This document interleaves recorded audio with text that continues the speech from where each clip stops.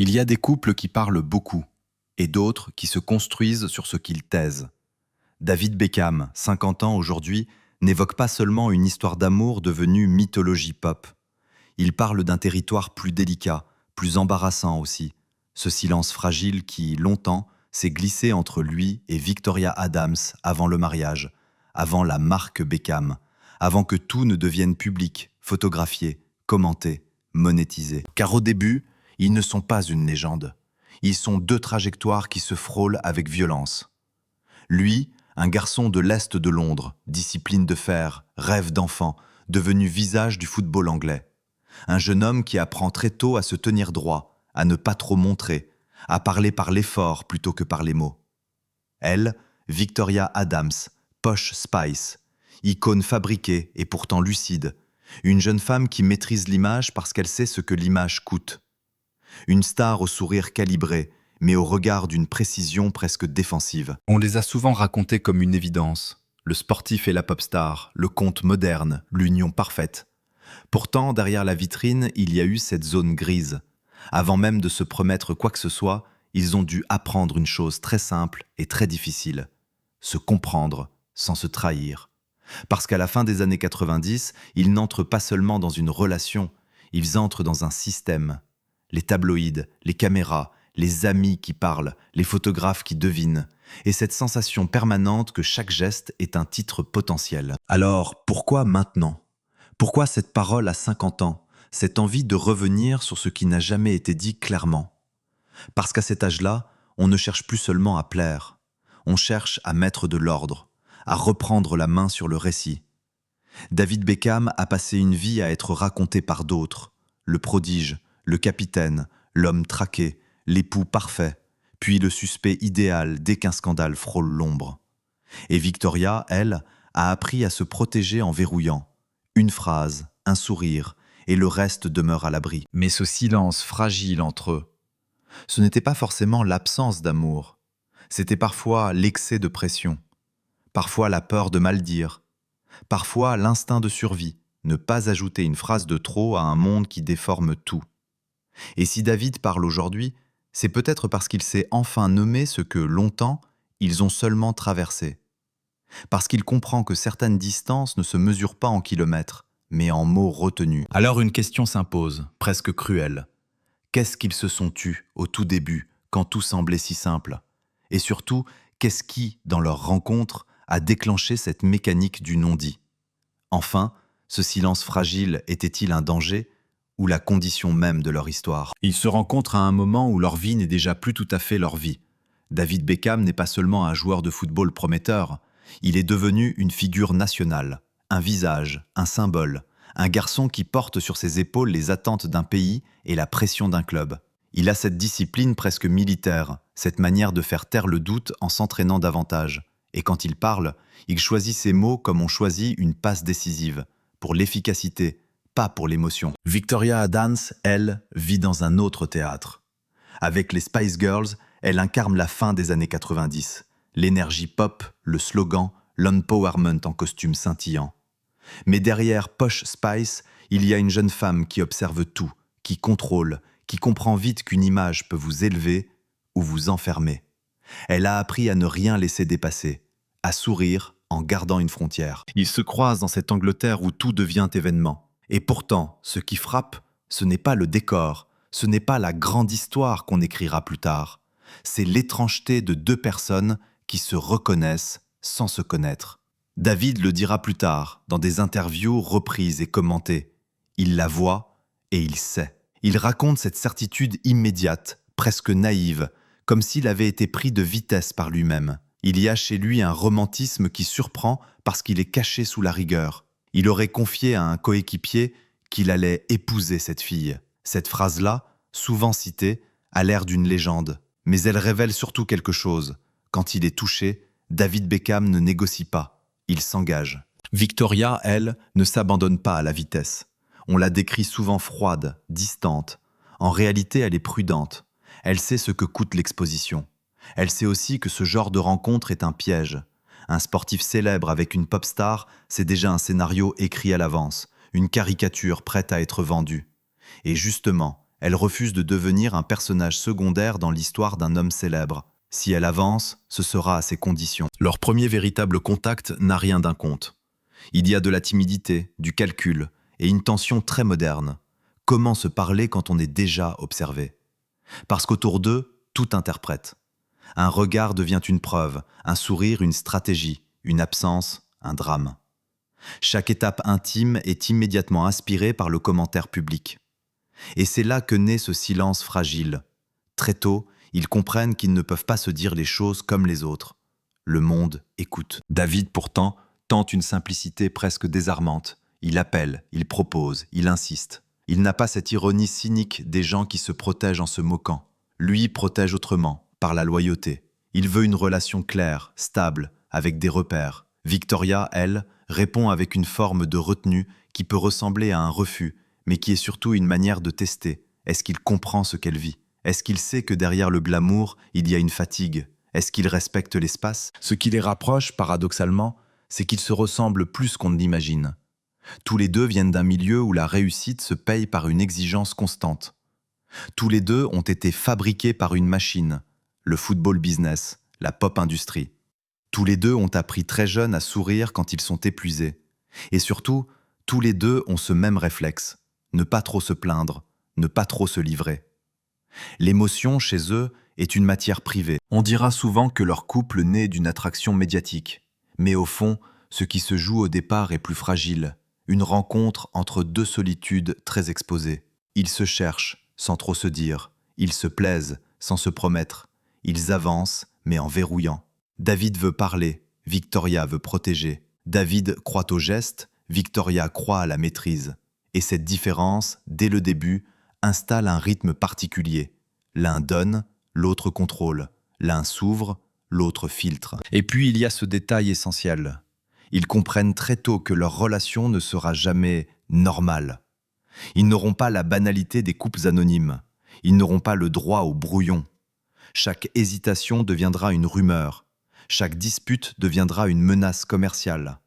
Alors ils apprennent à taire, à lisser, à garder entre eux une zone muette où le public ne rentre pas. C'est là précisément que naît ce silence fragile dont David parlera plus tard.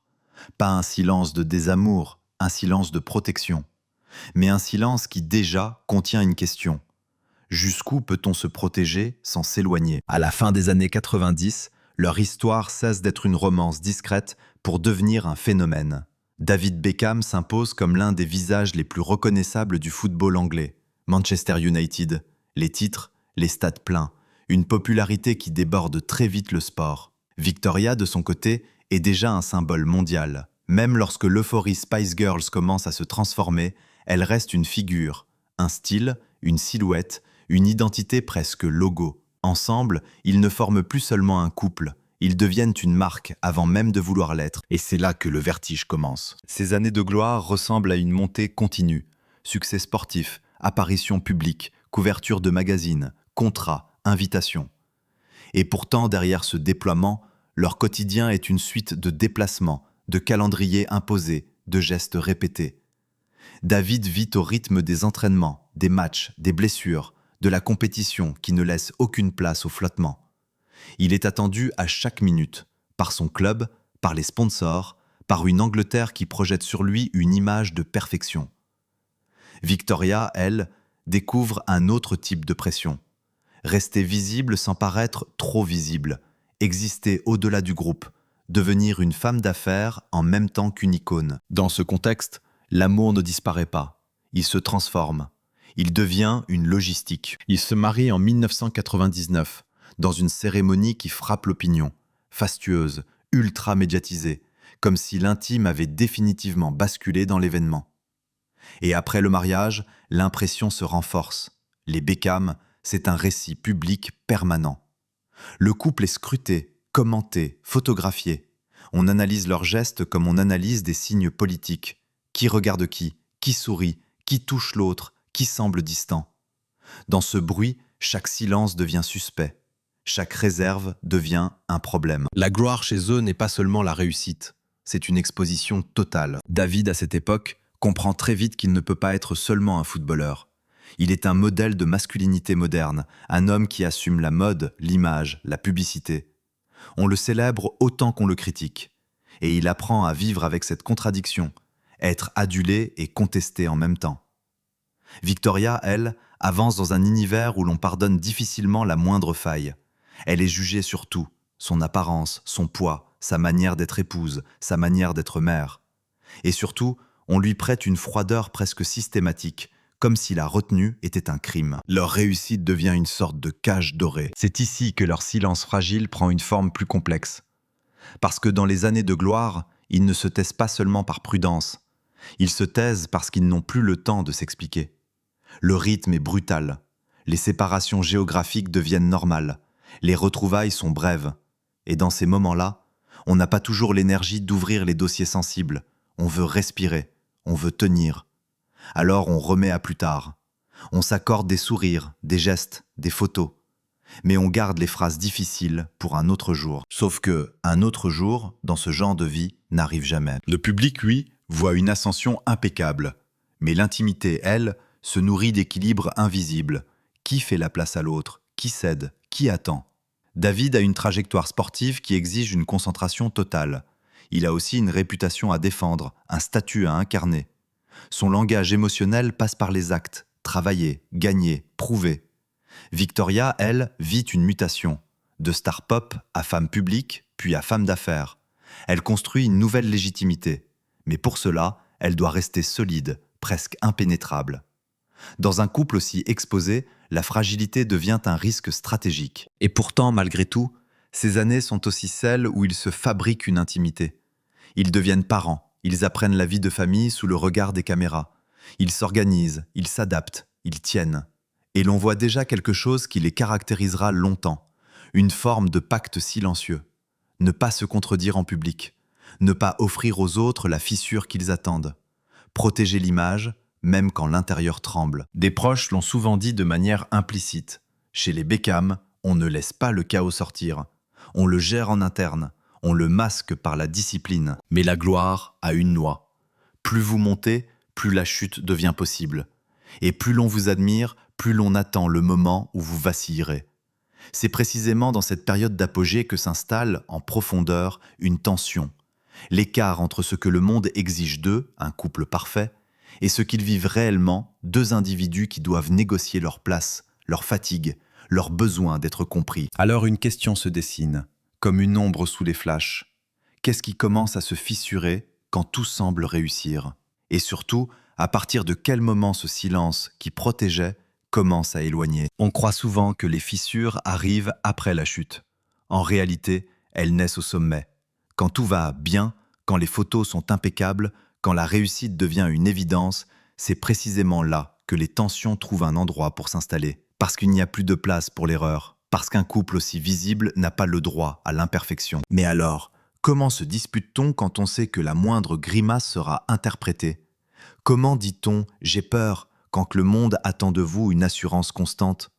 Et surtout, comment exprime-t-on une déception quand chacun porte déjà sur ses épaules une carrière, une image, un empire? Chez David Beckham, la faille n'est jamais spectaculaire. Elle est silencieuse, presque mécanique. Le football impose son rythme, ses humiliations, ses retournements. Il y a la pression, les blessures, les critiques. Il y a aussi ce moment qui marque l'Angleterre entière, 1998, l'expulsion contre l'Argentine et la haine qui s'abat sur lui. David devient, du jour au lendemain, l'homme à abattre. Les insultes, les menaces, le regard public qui bascule. Ce genre d'épisode laisse des traces, pas seulement sur le joueur, sur l'homme. Et pourtant, il continue, il serre les dents, il travaille, il fait comme si rien ne l'atteignait. Sauf qu'à la maison, ce « comme si » devient une habitude. Le silence comme armure, la retenue comme réflexe. David ne veut pas inquiéter, David ne veut pas ajouter du poids, il se tait. Victoria, de son côté, vit une autre forme de fragilité. Elle est célèbre, mais on ne la considère pas toujours comme légitime. On la réduit souvent à la femme de. On juge son attitude, son absence de sourire, son image contrôlée. On transforme sa réserve en accusation, froide, calculatrice, distante. Elle apprend donc à se protéger davantage encore, à verrouiller, à ne pas donner prise. Pourtant, ce verrouillage a un prix. Dans un couple, la retenue peut être élégante, mais répétée, elle devient distance. Et ce qui était au départ une stratégie de survie, ne pas offrir de matière aux tabloïds, se transforme en mode de fonctionnement intime. On évite les sujets, on contourne les tensions, on remet à plus tard. Ce soir-là, il y a une scène, ou plutôt une sensation, que beaucoup de couples connaissent mais que peu osent nommer. Le moment où l'on se retrouve dans la même pièce sans se retrouver vraiment. David rentre d'un déplacement, fatigué, saturé, déjà absorbé par le prochain match. Victoria, elle, a tenu la maison, les enfants, les obligations, l'image. Elle a cette fatigue différente, invisible, celle de devoir être solide sans reconnaissance immédiate. Ils se croisent, ils échangent quelques phrases, puis ils passent à autre chose. Et chacun garde en lui une petite phrase non dite. « Tu ne vois pas ce que je porte ?»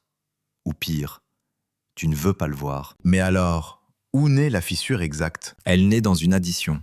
L'addition des absences, l'addition des attentes implicites, l'addition des rôles qu'ils jouent si bien en public qu'ils finissent par y croire eux-mêmes. David, dans ces années-là, devient une icône mondiale. Il se déplace, il signe, il pose, il représente.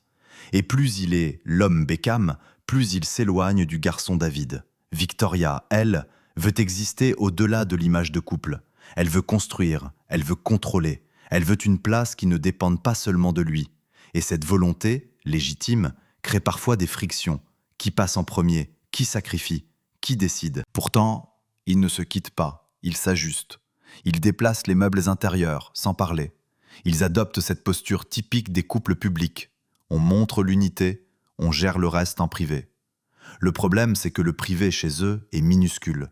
Presque une chambre sans fenêtre, entourée de caméras. Et là, une autre force intervient, la rumeur. Dans un univers où l'on fantasme leur perfection, il suffit d'un murmure pour fissurer la façade.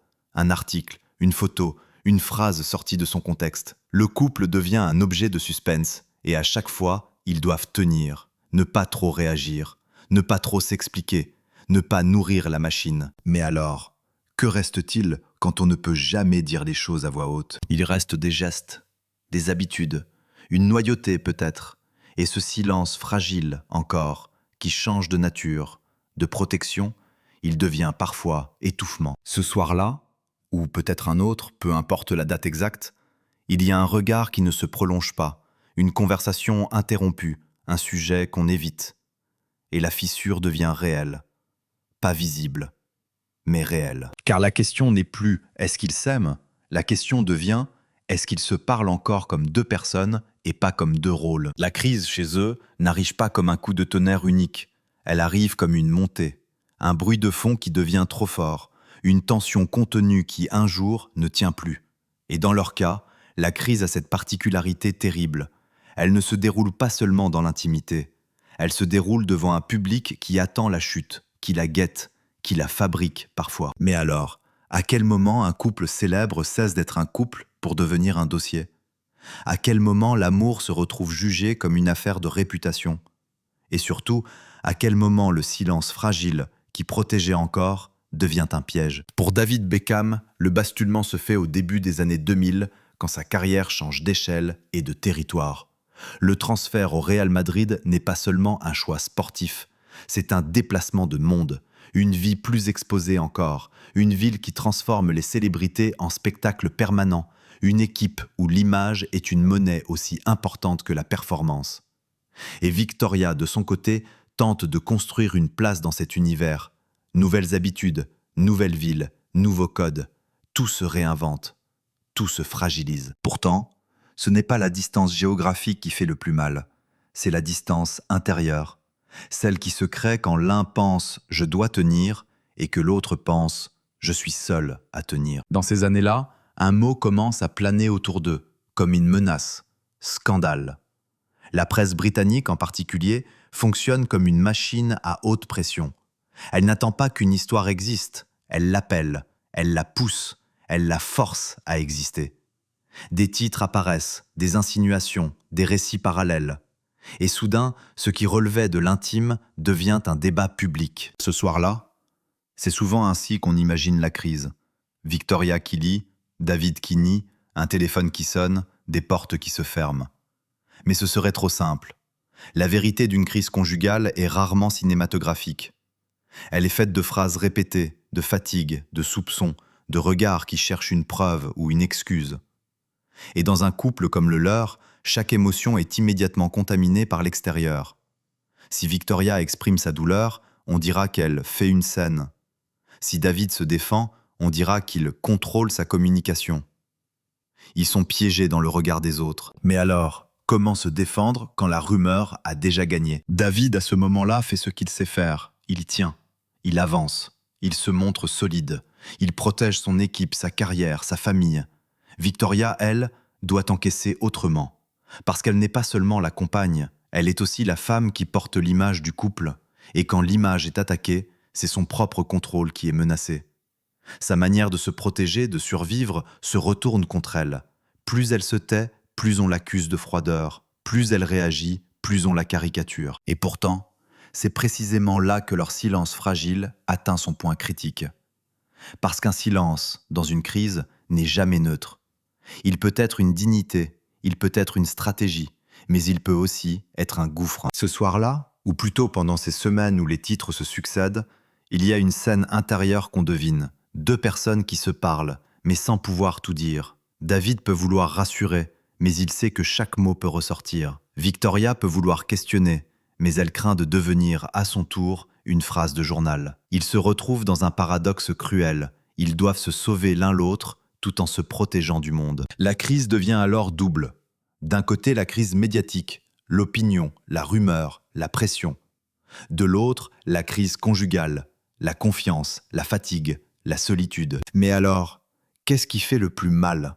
L'éventuelle trahison ou le fait d'être trahi par le récit public? Parce que même lorsque les faits restent flous, une chose est certaine, la douleur, elle, est réelle. La honte, elle, est réelle. Le sentiment d'être réduit à un scénario, lui, est réel. Et quand on a construit sa relation sur une forme de maîtrise, cette maîtrise peut se briser. Pourtant, ils ne s'effondrent pas publiquement. Ils font exactement ce que l'on attend d'eux. Ils tiennent, ils apparaissent, ils continuent, ils protègent les enfants, ils maintiennent la façade. Et ce maintien, paradoxalement, devient leur acte le plus intime. Une décision silencieuse de ne pas laisser l'extérieur décider à leur place. Mais la crise laisse une trace. Elle modifie la structure même du couple. Après cela, il ne s'agit plus seulement de réussir ensemble, il s'agit de survivre ensemble. Et survivre, parfois, signifie accepter une forme de douleur muette. Ce moment-là, c'est le point de non-retour. Pas forcément la rupture, mais la transformation.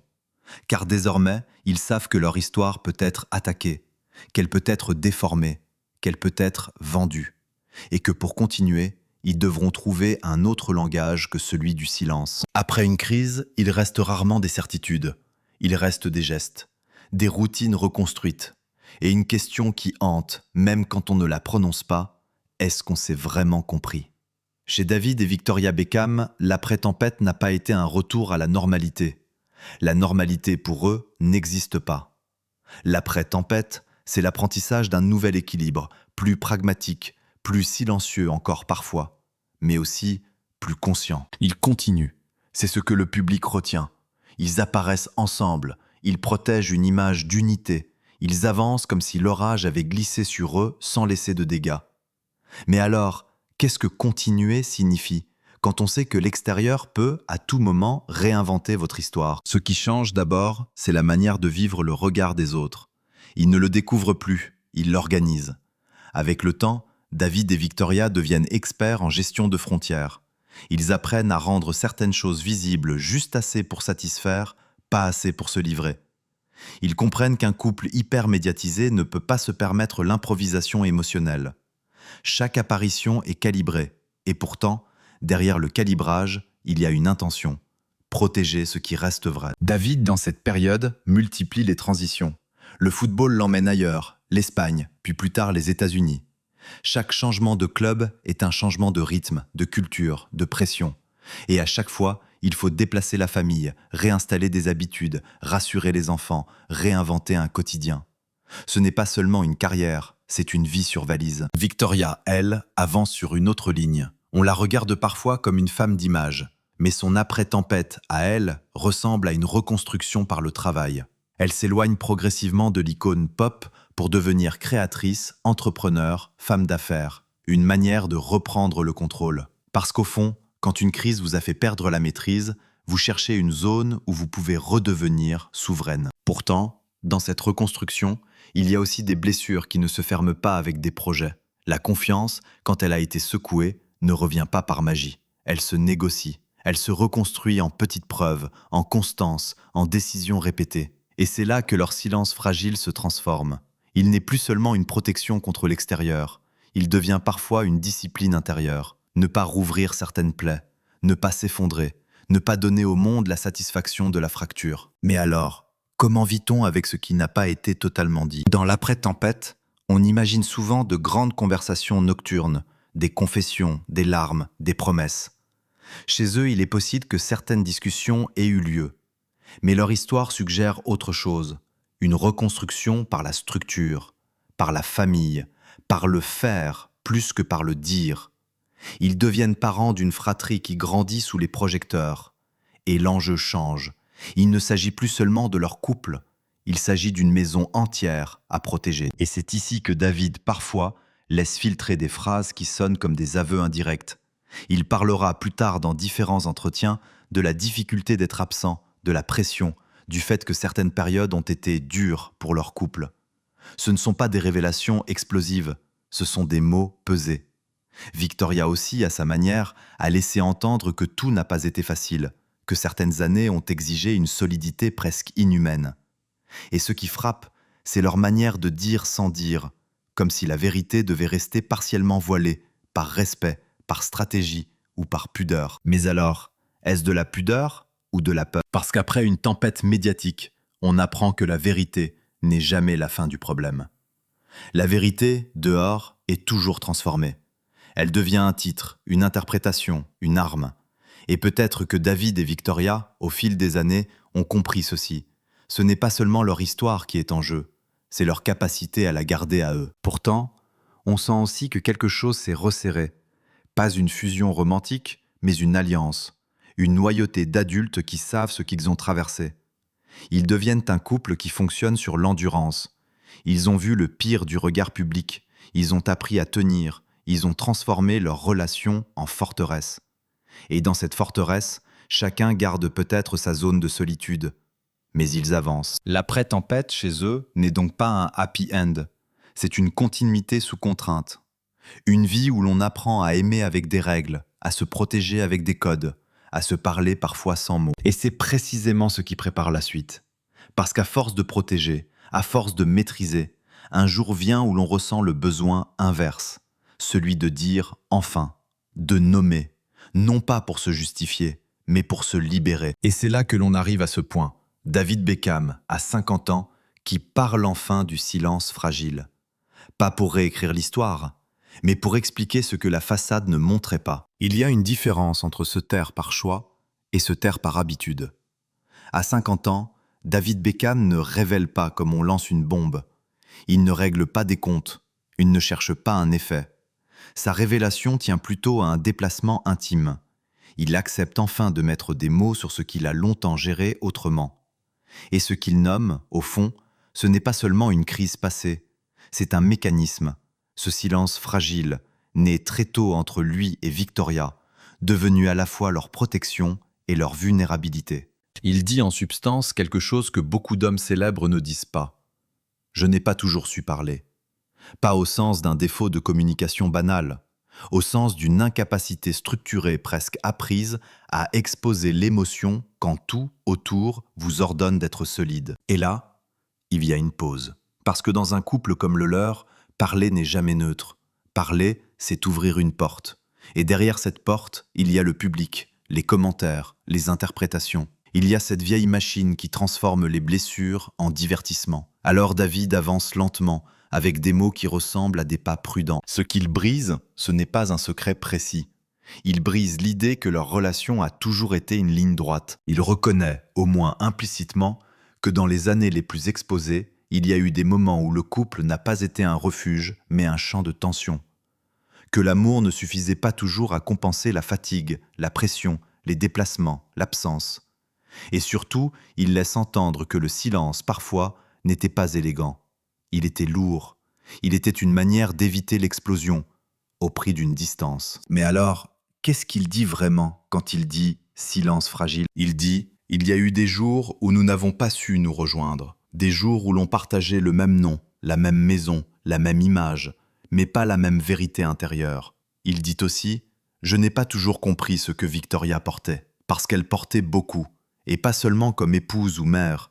Elle portait une exposition permanente, un jugement constant, une réduction de sa personne à une silhouette, à une posture. Elle portait ce rôle de femme d'eux que personne ne sait porter sans se perdre un peu. Et dans cette révélation, la figure de Victoria apparaît différemment. Non plus comme l'icône froide que les tabloïds ont adoré caricaturer, mais comme une femme qui a choisi la maîtrise parce qu'elle connaissait le danger du lâcher-prise. David semble dire, sans la citer frontalement, sans la trahir, qu'elle a souvent été la gardienne du cadre, de la famille, de la dignité publique, et que ce rôle à la longue crée une forme de solitude. Ce soir-là, dans l'imaginaire de cette confession, on voit moins une scène spectaculaire qu'un moment de lucidité. Un homme qui a 50 ans comprend que sa manière de tenir a aussi fait souffrir. Parce que tenir, parfois, c'est ne pas demander, ne pas dire « j'ai peur », ne pas dire « je suis perdu ». Et quand on ne dit rien, l'autre finit par deviner, ou par se fatiguer de deviner. La révélation ici, c'est donc une responsabilité. David ne dit pas « regardez ce qu'on m'a fait », il dit plutôt « voilà comment j'ai fonctionné ». Et cette nuance est essentielle. Il reconnaît que le silence fragile entre eux n'était pas seulement imposé par la presse. Il était aussi un langage intime qu'ils avaient choisi, parfois sans s'en rendre compte, parce que c'était le seul possible dans une vie d'icône.